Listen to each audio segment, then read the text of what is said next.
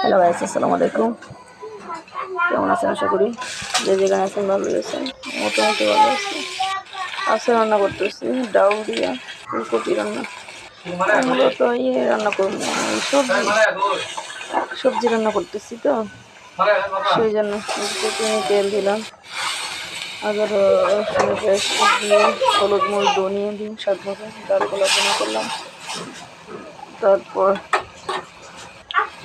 করলাম এগুলো সিদ্ধ হতে দিলাম, তারপর পটল ঢেলে দিলাম, একটু জল দিয়ে দিলাম, রান্নাটা করতেছি। মূলত ভালোই লাগছে, দিয়ে দেখলাম ভালো হয়েছে। তারপর একটু ডিম দিয়ে দিলাম, শুকনো মরিচ ধনে পাতা কুচি দিয়ে দিলাম।